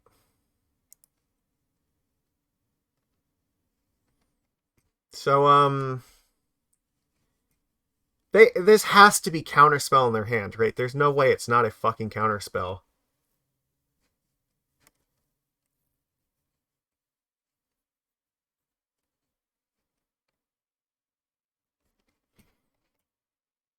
Yeah, no, I'm just gonna vial in the Mistbinder and then vial in the Lord after it. So, like, I guarantee their last card is counterspell. And then they drew like another land and they knew they were dead. So there we go. 3-2, not bad. I mean, we got kind of wrecked by Scam and the food deck, but like, I don't really expect to beat them usually, so it's all right. I could have tested with a third vial, but like I was really pretty sure with that, and I would rather keep them guessing like, do I have another spell pierce or something? So maybe just like mess with their math a bit in case they like draw another card. Yeah, or like keep them guessing if I have like Dismember or maybe like another pick your poison or something. But yeah, I don't know. This was good. I might actually run this again next week because this is fun. Like I like this list. Honestly, Spell Pierce might actually be a little bit better than Force of Negation at the moment, just because like there's so much Cascade. Like with Violent Outburst, them doing it on your turn, like it might actually be worth having the Spell Pierces here. It keeps you it keeps you like lower to the ground, but it also importantly with playing this many 1-drops, it means like turn 2 it's a lot easier to play a 1-drop and protect it with a Spell Pierce. So this hitting Leyline Binding is actually very important. So yeah, we don't have Force of Negation right now, but like yeah, it's I feel like the Spell Pierce might actually be a good call at the moment, just because like if there's going to be a lot of Leyline Binding, this could be valuable. And I mean, most of the other stuff that we're casting it against is going to be like on the first like 2 or 3 turns anyway. But the only other deck that like really kind of gets hugely out of range is like Tron, but like we have a plan of just killing them anyway. Tidebinder and Tideshaper can actually pick up the slack against them a bit. We have Subtlety to bring in, Spreading Seas. Like, yeah, we should have like a fine enough game against that. So Pierce into anything that moves is pretty nice, yeah. And against like Yawgmoth, like you can spell pierce a Core to Calling because they'll do it at the end of your turn. So holding up 1 mana instead of 3 is a huge deal. So yeah, like I feel like Pierce has got it's got a lot more play to it right now than Force might. So it's probably worth testing it. I can see the value of this in this kind of list. And Force also costing you a card is hugely important here, whereas like keeping the curve this low with this many things on 1 mana makes it so much easier to like cast this and still play a threat at the same time. So I will say I was hugely a fan of Cenote Scout. Basically, it's either a 1/1 that draws you a land so you continue to curve out, or it's a 2/2 that lets you guarantee you're getting a threat next turn. Or almost guarantee it. So very, very good. I think this is a great addition to this. It's also possible I might try other lists with Cenote, but like this actually I like it a lot. Because like pretty much all the time it's going to be better than Kumena Speaker. It's either a 2/2 that's scryed or here, no, there's sideboards here. Let me remove it here. So yeah, there you go. You can see it. Yeah, it's either going to be a 2/2 that like scries off the top, or it's going to be a 1/1 that draws you a card and doesn't trigger Bowmaster. So it's pretty good. I like it. Yeah, and like our sideboard's just typical stuff. So this pick your poison card actually does seem really good, and I kind of like the idea of it. So I think it's worth testing this card more, especially, yeah, being able to make them sacrifice the Sign of Draco seems like really important, because this is like the only card that could theoretically deal with that. So I like that, but it also has a lot of application against stuff like Murktide Regent. So yeah, it's like basically all the threats in their deck that we care about fly anyway, so it's fine. You move Pierces from the board to make, yeah, like, I mean, I like to play with like counter spells in my main deck anyway. Just I prefer to have the interaction like this, but I mean, it's always, yeah, I think this is okay to like you could move these in the sideboard for like Dismember or something too. Like it just depends upon what you feel like you're going to go up against, but Pierce in the main deck is probably fine, because the other thing is like it's not often that this card does nothing, especially like right away, but if it's not good, then, you know, we always have other stuff to like replace it with, but most of the time it will hit at least something. So I don't think it's never like dead, and like if it actually does hit something, it's really, really good too. Like any of like almost any spell you counter with it is going to be like you're probably trading up a lot of the time. So like hitting like a Fable or like a Teferi or something is good. Even hitting like Leyline Binding is like, you know, trading up mostly. So yeah, or like or Expressive Iteration, you know, is a good one.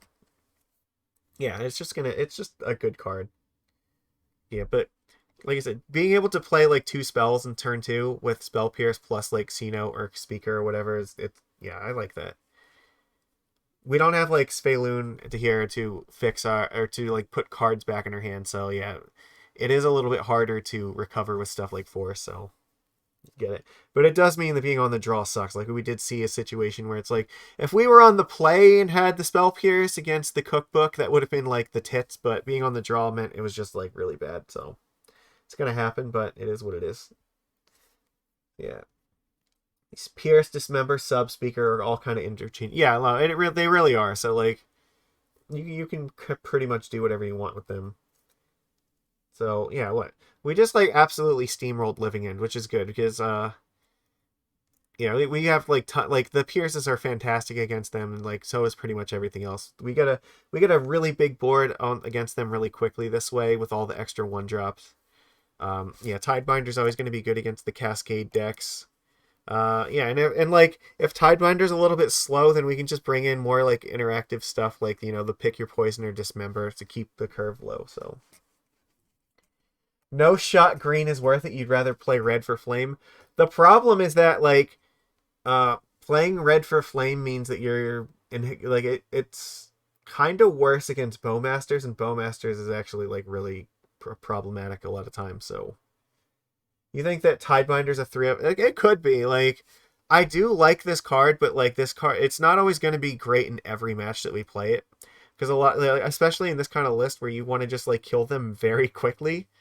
We don't really want to get to a point where we need Tidebinder, but it's still like there are always going to be decks like Tron or whatever that like, you really do like having this, or the Cascade decks where like getting Tidebinder in and countering the trigger is probably just going to end the game. So Red Splash is worse against Bowmasters and Wrenn and 6. I absolutely agree with that.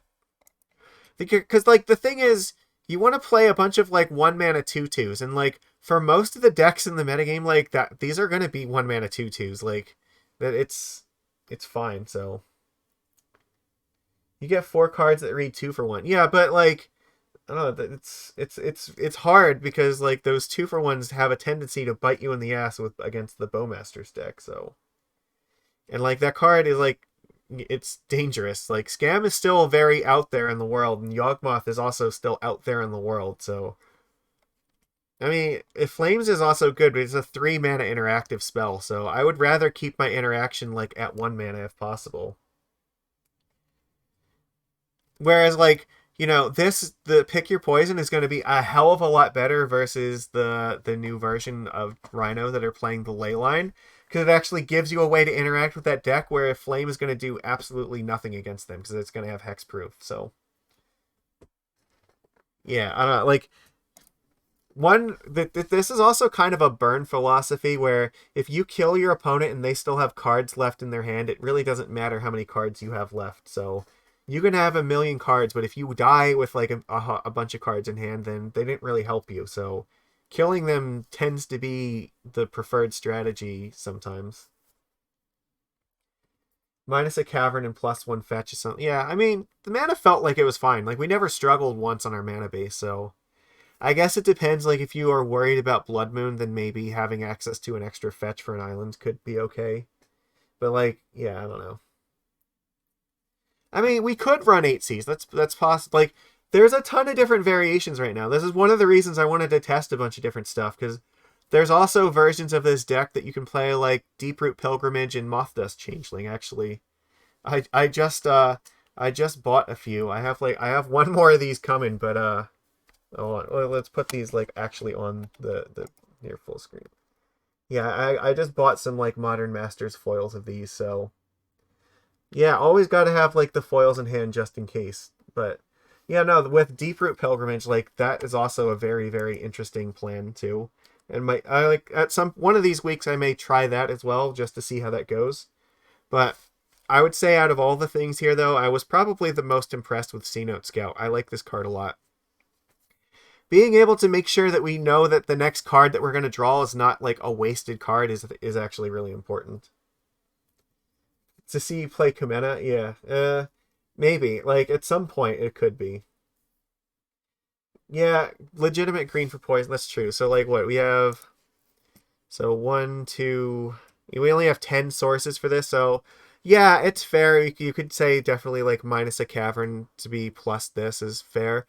But at the same time, you do have Cenote Scout helping you try to find those lands a little. Or no, we have the Grove too, right? So that is 11.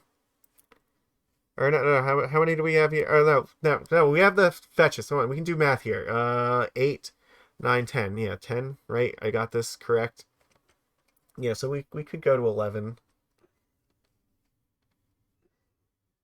I think. Yeah. Like 11 green sources might be a little bit better, so. Playing powerful cards plus free spells.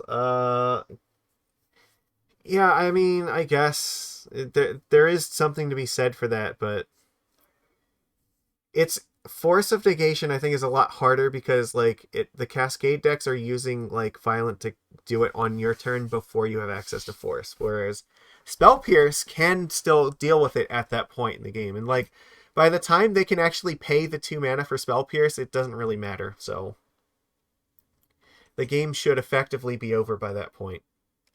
So like yeah, it's and the same thing like Yawgmoth having access to Cord in your turn means that like Spell Pierce might be a little bit better. Well, Flame is not a free card, so but I mean it is powerful, but like it's not free by any means. Like it does make like I don't like doing it and having to play Silvergill Adept in my deck. Like I don't like having a lot of X1s. The reason that I'm okay with these guys is because they all become like 2/2s. That's the idea. And it's also going to have a lot of trouble versus the Guild Pact. Whereas like pick your point. This I think is actually a very very good sideboard card, and I enjoyed playing with this a lot. Like it's relevant in a lot of scenarios where you might not even assume that it is right away. So I am curious to like try playing with that a little bit more. But it's not the only way to build this deck. Like I said, there are plenty of builds where we can try it, and so I'll have to think about what I want to test for next week. So, but we are going to play fish again for the next few weeks at least, because I want to get a little bit of practice in and get an idea of what kind of list I want to bring with me to Philly. I will be going to SCG Philly, so if you are going, hit me up. I'm in the Merfolk Discord. The link is in the description on the replay on my YouTube channel, so by all means, join the Discord if you haven't.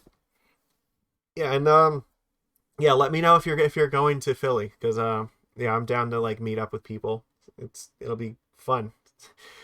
They're doing like 3 events in a row, like a 5K, a 10K, and another 5K. It's actually insane. Like that many like big events for Modern in one weekend is going to be crazy. I'm sure there's going to be a lot of people, and it's at the Valley Forge Casino, which is, I think, like one of the better venues in the area to do it. The parking situation is actually always really nice. There's food upstairs that's accessible, and yeah, it's a pretty nice drive to get there. It's not like too bad. You don't have to like drive through the city or anything. So yeah, yeah, Nikachu, I hope that you end up coming. That would be awesome, because I know we have a couple people. Like I think Dan said he's coming. So yeah, I'd love to see you there again. It's been like almost a year exactly, right? Like since we got to hang out last. Yeah, no, the lifelink and the hexproof and the vigilance for that matter are just very, very difficult to race. And the fact that like they play any other creature, like okay, now they have Kavu and it's like they're doing 9 a turn, like you're not beating that. Yeah, since MagicCon Philly, yeah, it's been a minute, hasn't it? Yeah, like since the last time you saw me, I probably weigh like 60 pounds less now than I did then, so I'm like a whole new person. Yeah. So anyway, yeah, that's all we're gonna do for today. So everybody, thank you for being here with me. If you are watching my replay, do me a favor, click thumbs up and leave the comments. I know that most of my audience on my YouTube channel loves seeing me play Magic, especially Merfolk. That's like the foundation of like what a lot of my audience is built upon. I know, and so we're doing more of this. It's been a while. I know you missed me. It's fucking like August, I think, since the last time we did or whatever. It's been a minute. But yeah, no, this is fun. We're gonna definitely get back into this a bit. And I will be playing more Golden Sun probably at some point during this week. I don't know exactly what day yet, but yeah, we're going to do more of that. I have not forgotten about Golden Sun. I got a little bit distracted because I'm also playing Elden Ring, so I'm trying to balance all my gaming. I have too many games to play at once, but no, Golden Sun's coming back too, so we'll find time for everything, I promise. But yeah, that's all I've got for today. So everybody, thank you for hanging out with me. I will see you again next week, and we'll have another interesting fishy list to play. So until then, take care, everybody. This is me, signing out.